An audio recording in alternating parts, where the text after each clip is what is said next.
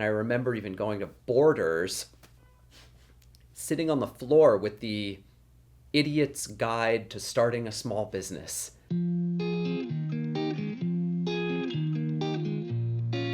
My name is Brian Davis, and I run Wooden Sleepers, a vintage shop based in Westchester, New York. Wooden Sleepers started back in 2010, and the original concept was to have a curated men's vintage store that focused on kind of the greatest hits of American menswear: military, workwear, Ivy, and outdoors clothing.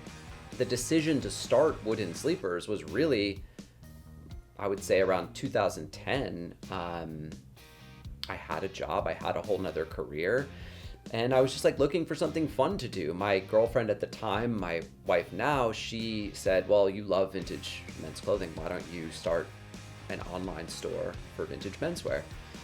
At the time in 2010, that was kind of a novel concept. You know, that didn't really exist. You could buy vintage clothing on eBay, and that was really it. But that was like the Wild West. Otherwise, you know, you had specialty vintage men's stores in Japan. You had maybe a handful in the States that did not sell online. They were very much like, if you know, you know.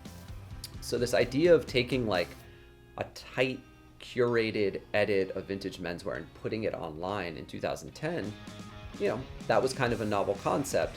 And because of that, I think it picked up steam right away. There was already an audience for this just waiting, because people were really interested in this, like, you know, books like Take Ivy and like this sort of classic like Americana type of clothing was having a real moment.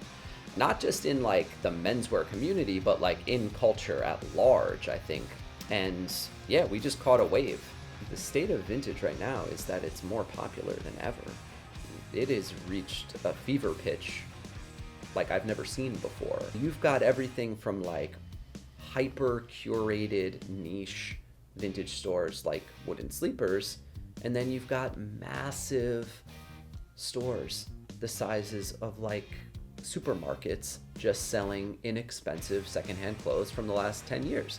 You know, the funny thing is, like, I have screenshots of my old Etsy store from 2010, and it's strikingly similar to what I'm offering in 2024. You know, I think the 2024 version is a little more refined. It's a little bit, the point of view has sharpened, but the basic idea and things that I was gravitating towards at that time are still the things I'm gravitating towards today. I'm a retailer. So what gets me going is when somebody comes in, finds something they love, and it's an approachable price point, something that is not so astronomically expensive and rare that they feel like they can't wear it. Like, I want people to put this stuff on and be like, wow, this feels amazing. I can't wait to go wear this. You know, I'm not so interested in the piece that needs to be like preserved in a display case or some archive or hung on a wall somewhere. Like, these are clothes, right? I appreciate if something's really rare and really valuable. Obviously, you're not just gonna go wear that, but that's not really where my business is. I'm much more interested in like wearing clothes and enjoying clothes and how the right piece of clothing can make you feel.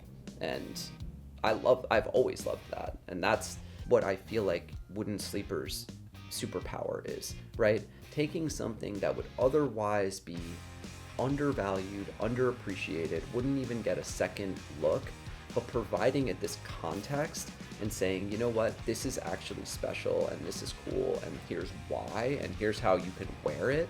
And I wear it myself to show people, or I put it on the mannequin to give people an example and paint the picture for them. Then all of a sudden we're kind of creating our own little market for these products that would otherwise be completely undervalued.